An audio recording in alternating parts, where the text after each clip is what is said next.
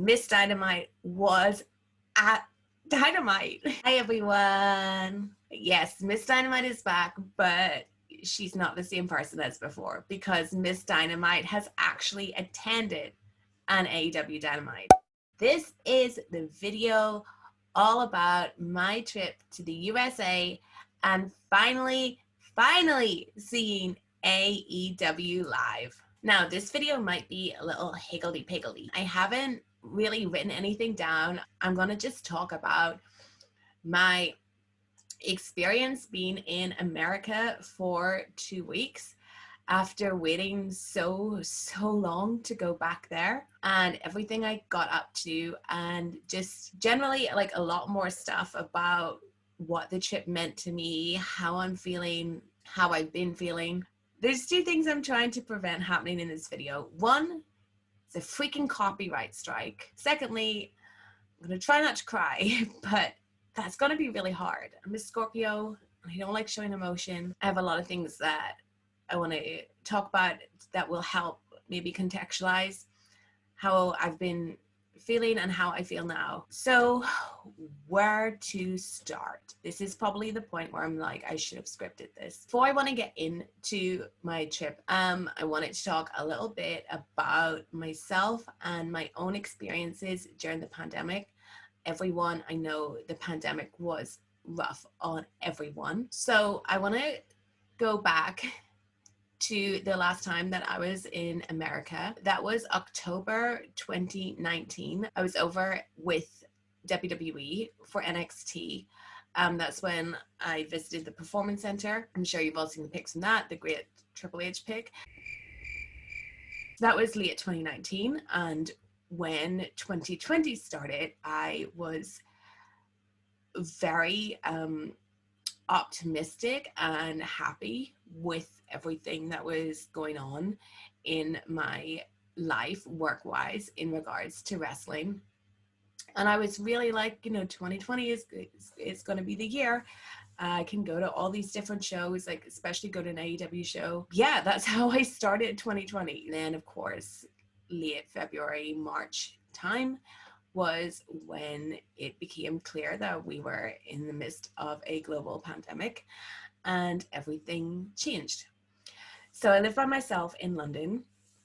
So when the pandemic hit, when there was lockdown in the city, all stuff like that, I was living completely alone, and I didn't have any like friends or family nearby or anything like that, anyone I could like meet up with in a park. And I was just sitting there like just feeling like things were really over. And then in the summer, I started my YouTube channel. That's when I started interviewing wrestlers. And then later in the year, I started doing AEW Weekly. It was a massive shift in my content. And I think it's just because I just really connected with AEW and fell in love with AEW so much. And it helped me a lot during the pandemic. So what got me through the pandemic was sitting and making these videos, and a lot of you that might be watching, people that interacted with me and supported me. But if I'm being honest, the pandemic took a massive toll on me. It was very hard being alone for near enough a year. Really, it took a toll on me mentally, and it took a toll on me physically as well. And I think spent 2020 really not as the same person that I was in 2019 at all. And then we rolled on to 2021. I did hold on to the hope that I would, in 2021, get to go to America. Every AEW pay-per-view that rolled around, I really held out hope that that would be the one I would get to go to. When it became clear that CM Punk was coming to AEW, I wanted to be there so much. And obviously I couldn't go to All Out either. And then I think it was in September, I see on Twitter that President Biden had announced that the travel ban would lift in November. He had not given a date, but he said that the travel ban would be lifted. And that was literally the best news that I had heard in well over a year. So I knew I wanted to go to Full Gear, and then I saw that they were doing a Dynamite in Chicago not that long after.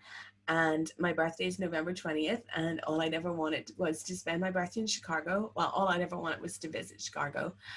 So I worked it all out. I had no idea how I was going to make it happen, afford it, or anything, but I booked it. And that was before the date had been given. So I spent the next, I don't know how many weeks, because it did take ages for the actual date to come through, literally on refreshing a Reddit page that was just full of people that wanted to travel to the US to see when Biden would announce the date. And when it came in, I was very lucky because he announced November 8th and my flight was booked for November 10th. And in however long I had between the announcement that the travel ban was being lifted and actually going to America, I spent that entire time working really, really hard to make sure that not only it would happen, but that I would be like the best version of myself when I was there. And the best version of myself is who I was before the pandemic happened. I firstly worked really hard to earn enough money to be able to make the trip. And I worked on myself a lot as well to look like I did before the pandemic. It was really important to me to go on this trip and to have the best time possible. But okay, enough of the background stuff, enough of Steph making herself cry. Let's get into the actual trip. So I flew out of Heathrow on November 10th. I landed in Chicago, and then I had to go take a connecting flight to Minneapolis. So when I landed in Minnesota, I could not believe that I'd actually made it there. It was amazing. I just remember being in the taxi from the airport like, I'm actually here. I'm actually back in America. And that first night, I really just sat in my hotel room watching Dynamite and looking out the window being like, holy shit, I'm in Minneapolis and it's full gear time. So my first full day in Minneapolis was at Thursday, November the 11th. I think that is the day that Tony Khan did the media call for Full Gear. And of course, I was getting in on that. I just spent the day like walking around downtown Minneapolis. I went out at night. It was really fun. I went to see Fifth Avenue. And then I ended up like just going to a bar that was next door to it, and it was right opposite the Target Center, so I could see all the AEW trucks outside the Target Center. And that's really like when it felt real to me that I was actually here, and that I was actually going to see AEW live finally. I ended up going to a couple of bars. I met a stripper. We don't need to talk about that. Then the next day was the day of Rampage, which was my first ever AEW event. When I got to the arena, it was just amazing to actually be at an AEW event, like to see it all lit up with all the AEW logos, staging, all of it. It was just like a dream come true to actually be there. And watching Rampage being taped was super good. It was a really, really good show. It was just a good show to be there live.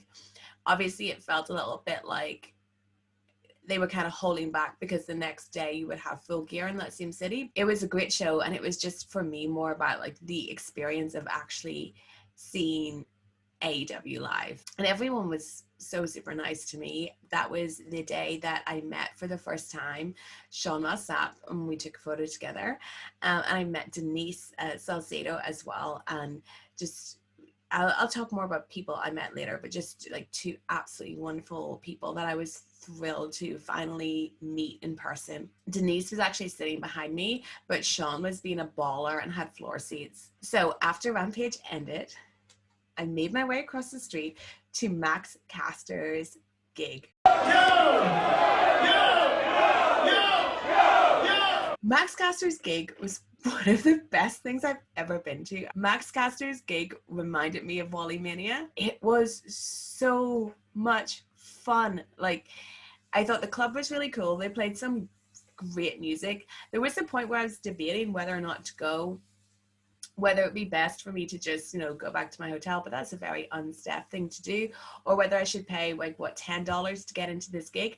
And I was standing debating it, and then I heard Guns N' Roses playing, and obviously Axl's my guy, so that was just the sign from God that I needed, that I had to buy this ticket and go to this gig. Max Caster, he was on stage for ages doing all these raps. I think they were like longer versions of raps that he would do before matches. They were so funny. Some of them were really clever. If you're a wrestling fan, like, to be in that gig atmosphere and then you're hearing all this stuff that is relevant to wrestling, it's so incredibly cool. And Max did a freaking great job. I became a huge Max Caster fan that night. I thought he was amazing. He really brought it. Cody Rhodes made a surprise appearance. Like you intend. I took so many videos that night. Then, of course, November 13th was Full Gear, the day of Full Gear.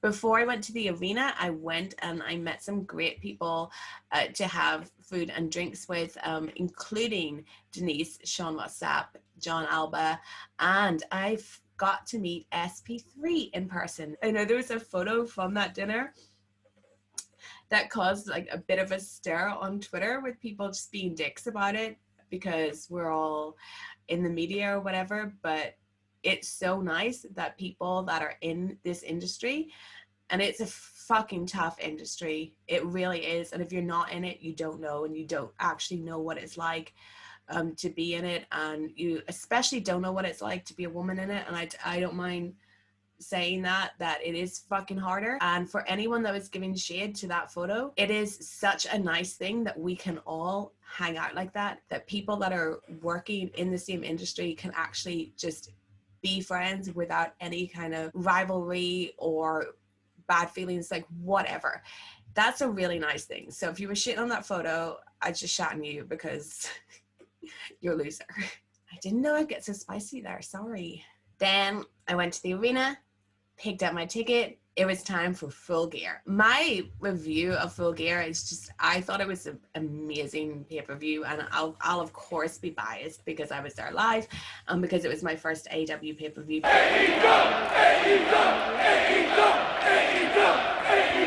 But I thought they put on an incredible show. There were so many good matches. I loved Bryan Danielson and Miro. I loved the Inner Circle, America's Top Team match. MJF and Darby Allin, that was a surprise hit, really. I thought that match was incredible. But there's two real specific moments that I want to talk about. Firstly, CM Punk versus Eddie Kingston. As I said earlier, I love CM Punk. I wanted so much to see CM Punk return to wrestling. I wanted to be there, and obviously that wasn't possible. This was the first time I had seen CM Punk live in years, like a decade or more. The last time I saw him, he was in WWE. Seeing CM Punk wrestle Eddie Kingston, watching that match, Eddie Kingston is one of my favorite wrestlers on the planet, and I'll never forget the first time I saw Eddie Kingston live, which was at a Rev Pro show, and he absolutely blew me away. And Eddie Kingston blows me away every time with his promos and what he can do. I actually think when he promoted against Punk, when it given the decision to Kingston on that one, I was watching this match, Eddie Kingston versus CM Punk, and thinking, if you couldn't be there for CM Punk to return, then this was the next best thing, to see Punk and Eddie Kingston. They put on a great match. I loved it so much. It is my favorite match since CM Punk has returned.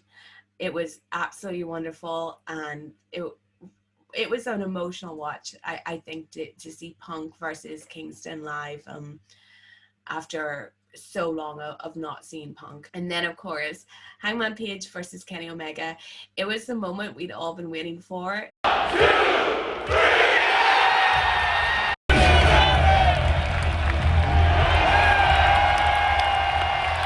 Being there live for it was fantastic. I think that I witnessed history in AEW. I witnessed a moment a really important moment in the history of the company that I loved so much. I don't know what it came across as on TV. I think that it got as close as it was ever going to be able to. Hangman is going to be a great champion. The crowd absolutely love him, and it was wonderful to witness it live.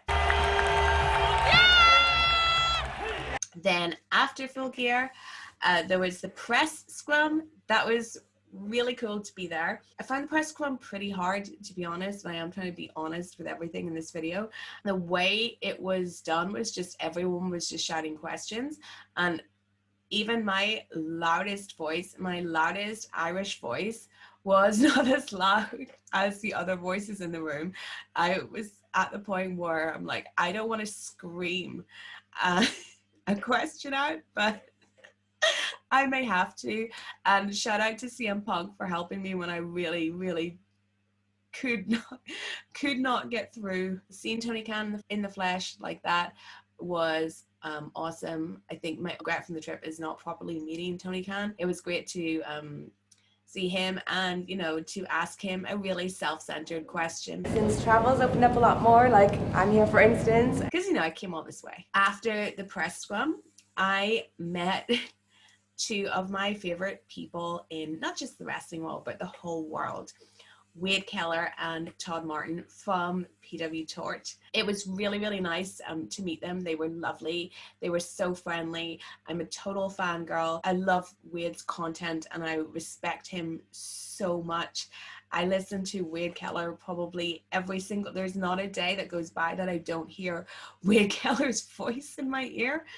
So to actually meet him in person and for him to be so nice to a very nervous fangirl was awesome. And his show with Todd is my favorite wrestling show that there is out there. So that was my Minneapolis AEW experience, Rampage and Full Gear. I don't know if I've talked about it enough. For me, it was all just the experience of being at an AEW event, being in a city that AEW have been in. I've been to so many WWE events and I've had so many great WWE experiences. Been to New York during WrestleMania weekend, and that feeling like in this city, you know, that WWE are there or that New Japan are there, and like that buzz, and you never know who you're going to see and you never know who you're going to meet. Just like having that experience and it being AEW was so great. And I'm not saying any of this in like a shady way to WWE, but I don't feel the same way about the two companies. So getting that, like that atmosphere, like soaking up the atmosphere, like soaking up this city while the city is like occupied by AEW. And that's not saying that everyone in Minneapolis was like, oh my God, it's Full Gear. Oh my God, AEW are here. Of course they weren't. But if you're in that city, you know Full Gear is happening. It's like you're in that little bubble where you are just anything to do with wrestling, like you are noticing. You walk down the street, I can spot someone in a wrestling t-shirt a mile away, and that because that is not something you see every day. I live in London. I don't see AEW t-shirts unless I look in the mirror, and to see that, it just gives you the great feeling of like what you're here for and what you're a part of. The night after Full Gear, I went to First Wrestling. It was awesome. It was a really great show. My girl Hyan was on it. Please go follow Hyan on all social media. She had a match on AEW Dark that week as well. Dante Martin was on it as well. I got to meet Effie, who's so cool. I had thought, you know, I'm just going to take it easy that day, but because it like everything's over, but it was like a nice, you know, Boxing Day, like Christmas Day has happened. This was more chill. So then we get to November 15th. I flew to Chicago. I got to Chicago at about 10 p.m. I found this bar that was open every night till about 4 a.m. So I did go there more than once my trip, but I immediately just went this bar, had a glass of wine and a White Claw, and was just like, I can't believe I'm in Chicago. I've thought for a long time that Chicago is the place that I want to live. I've been to New York, I've been to LA, I've been to Florida, and I've liked all those places. I've always known I wanted to live in America. I've liked all those places, but none has felt like home. Chicago is everything I wanted it to be. It's the most beautiful city that I have ever been to. Chicago now completely has my heart. November 16th, I just walked a lot. Wednesday the 17th, I basically just took a day off to like rest and recover. On the Thursday the 18th, I had the best day. I went to Navy Pier. I went on the Centennial Wheel where you got to see all over the city, and as I've stated, it's the most beautiful city. So that was really, really cool. I was so high up. Inside Navy Pier, there was quite a few shops. That's where I got the newest member of my family, my Chicago bear, who's called. That day I also did find this really, really cute donut shop. And then that night I went to Roscoe's Tavern. I have wanted to go to Roscoe's Tavern for so long. They were doing a live watch of an episode of Drag Race UK, which was really fun. So then we've had a little break from wrestling, but back to the wrestling. On the 19th of November, I got to visit the Pro Wrestling Tees store, and they had just announced that they were closing the actual physical store. But I was lucky enough to know Scrum from Pro Wrestling Tees, who brought me to the store, gave me a tour around. I got to see people making AEW t-shirts, sweatshirts, everything, even like doing the sneakers and stuff. It was so cool to actually visit that store. And then that night I went to the freelance wrestling show, which was so good. The Effie was in the main event. His entrance just made me really emotional. He came out to Elton John, Goodbye Yellow Brick Road. I loved seeing like some actual indie wrestling in Chicago. It was a very, very cool experience. And shout out to the guy who asked me which wrestler's girlfriend I was. The answer is no one. I'm just a girl that likes wrestling. Then we get to the 20th of November, which was my birthday. I had absolutely like a birthday to remember. I walked a lot. I walked to the South Loop. Certainly it's an interesting decision to spend your birthday alone in a city. But my birthday last year, I spent in my flat by myself. London actually went into lockdown just before my birthday last year. It was pretty depressing to just be alone, locked in your flat on your birthday. So I wanted this year's birthday to be completely different to that. And even though I was also alone this year on my birthday, I was alone in Chicago, like the place I wanted to be most in the whole entire world. So it was a birthday I will absolutely never forget. That night I went to a bar that was like an 80s bar. It played 80s music. You know, I love the 80s. And then I went to like a rooftop bar. That's when I started to realize that rooftop bars are where it's at in Chicago. They're usually in hotels. So if you can just find a way to get into the hotel when they close it to like residents only, if you can just find a way to follow someone in a lift, you can go to an amazing rooftop bar in Chicago and get the best views of the city. And that's how I ended my birthday night, was in this rooftop bar in Chicago, just looking over the city, being like, I did it. And yeah, like here, and I'm happy and I feel good. Yeah. The next day, I did some more shopping. I went to another rooftop bar that night. That was the night of Survivor Series. I sent out a tweet that I had no idea would blow up so much. Next day, did some more walking, had a bit of an easy day. The next day was Tuesday, so it's my second last full day in Chicago. I just did a lot of walking that day. There were some things I wanted to buy before Dynamite, and I just walked as much as I could to like take in as much of the city as I could, because I knew I had like such little time left.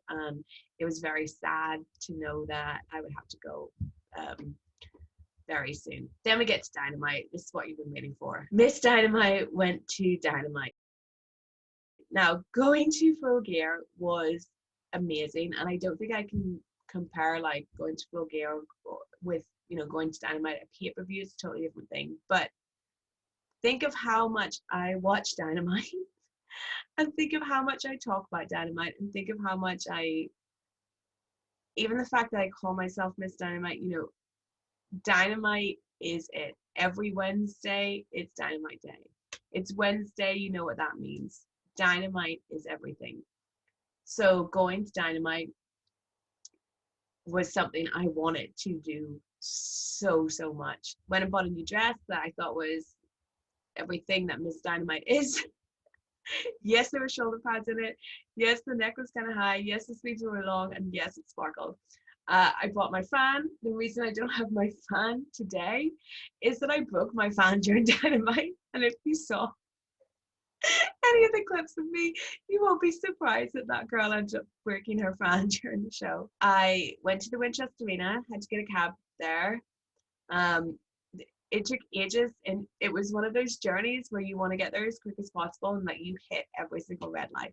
And I'm just sitting in the car like, oh my gosh, get me to Dynamite now, please. I went there and I picked up my ticket. I had a front row seat to Dynamite, which was absolutely incredible, and I am so grateful for that. It was amazing to get to be at Dynamite and get to be in the front row, especially with the pandemic and everything. I spent a lot of time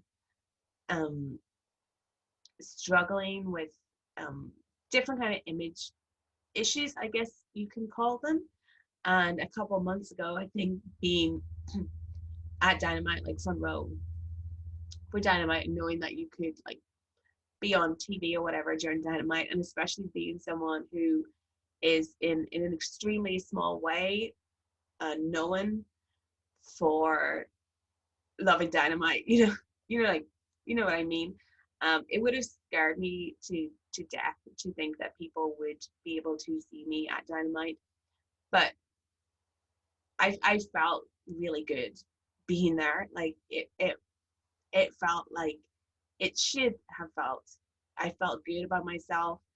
I felt happy just being there with my fan and having a really good time, and just, having a moment. Like it was a moment, to be there, because I hadn't got to do that before, and I had waited so freaking long to do it. Seeing CM Punk in Chicago, like that was the big thing, to see CM Punk in the place that he is from, that he is so known for, like connected to, was an experience that I really wanted. So yeah, I wasn't at the first dance, but I got to see CM Punk in Chicago not long after he made his return to wrestling, and that was super cool.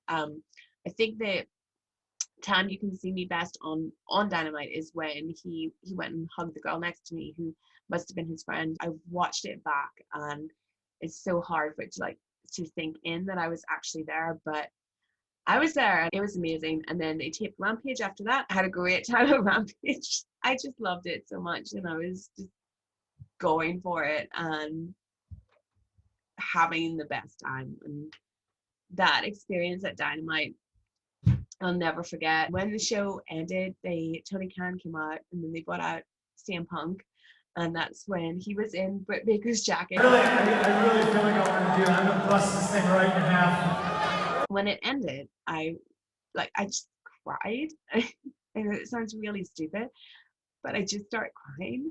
I cried because it has been a really hard, however long this pandemic has been going on for, nearly 2 years at this point. It's been really fucking hard. AEW comes along and it makes you feel like everything you thought that was wrong in WWE, or everything you thought wrestling could be, to me, AEW has given me that. And, finally, CM Punk, he did come back. After 7 years away, he did come back. And before he came back, I was at the point of thinking he's never coming back. He came back to AEW, and to see him in the flesh on Dynamite in Chicago was emotional experience. All the emotions came when that show ended. And I guess that's the story of my USA AEW adventure. I did it. I went to Minneapolis. I went to Rampage. I went to Full Gear. I went to Chicago. And I went to Dynamite.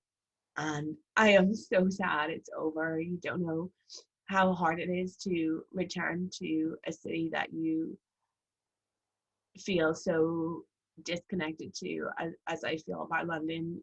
You know, you return from your dream city to like that life you had before that you got to escape from for from 2 weeks, and it is hard. It is an adjustment. But I don't know how exciting, interesting, or fun this video will be for any of you that lasted to the end.